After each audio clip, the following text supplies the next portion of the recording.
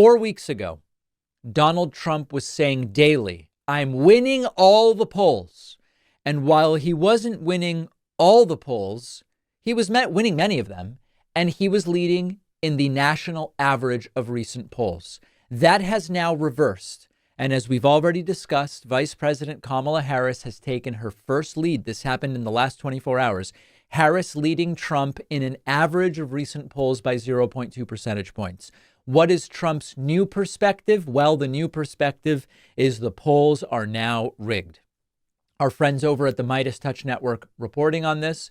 In response to the unfavorable data, the Trump campaign released a statement from senior advisor Brian Hughes accusing the media of bias and manipulation. All of a sudden, the polls can't be trusted.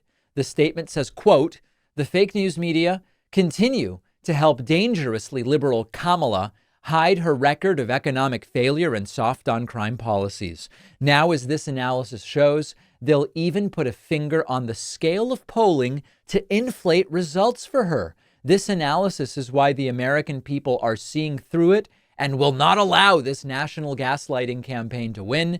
Despite this manipulated result from CBS YouGov, it's worth noting that in July and August of 2020, their data showed Biden winning by 10 nationally, reflecting a net positive movement of almost 10 to President Trump this election cycle. So the polls are both evidence that Trump is winning, rigged to make it look like Biden is winning, but can also be trusted and compared to the 2020 polls to remind us that actually Donald Trump is doing fine. My suggestion, and this, we've done polling at the top of the show here, and then we're going to get away from it. We're moving from, this is a quantitative discussion of where the race is.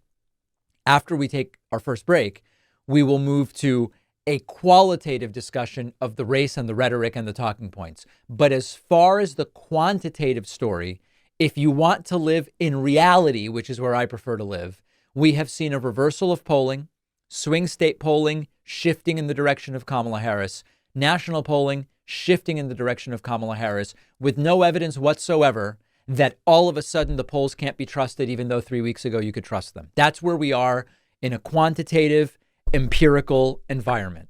On the other hand, MAGA world is in a different environment, which is the very same polls that we could rely on to tell us that Trump was winning 4 weeks ago can no longer be trusted. But if you know how to read them, they tell you that everything is actually fine for Donald Trump. Fine. That's where the quantitative analysis rests.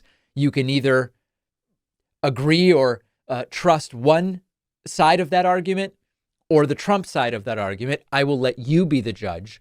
Let's take a very quick break, and then we will get into what is happening qualitatively here. We're going to see Usha Vance's first interview.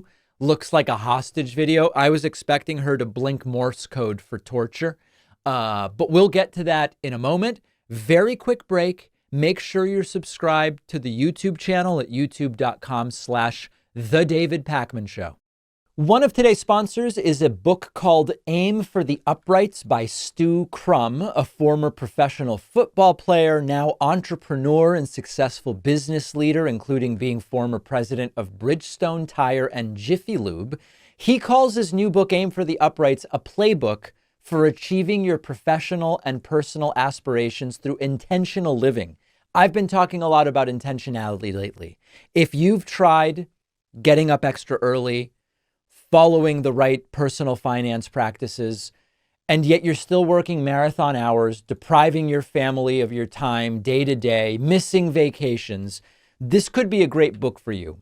Aim for the Uprights proves that you can regain control of your time and career through simple choices and consistency and a zeal for trusting that small steps will get you there. It's really an instructional playbook for men and women looking to balance their lives, written by a C-suite executive with some unique insights about how to make more time for your family, friends, and what's important without sacrificing your career. It's a book that speaks to the reader rather than just throwing a bunch of stuff at the reader. Pick up your copy of Stu Crum's Aim for the Uprights today at davidpakman.com/aim. The link is in the description.